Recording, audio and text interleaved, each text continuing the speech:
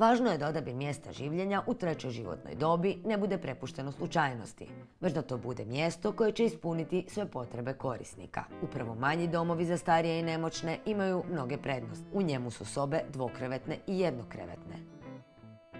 Svaka je opremljena vlastitom kupaonicom i TV-om. Kuhinja u kojoj se priprema hrana u skladu je sa svim europskim standardima. Tiha dob raspolaže i teretnim liftom.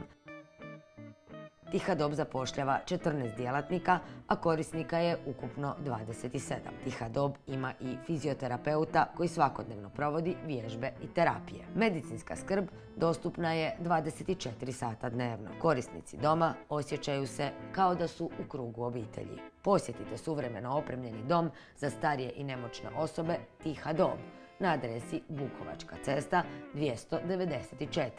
Imam odličnog fizioterapeuta, sestre su sve odlične, jako su dobre, mlade, zgodne, vredne, jako vredne, zbilja.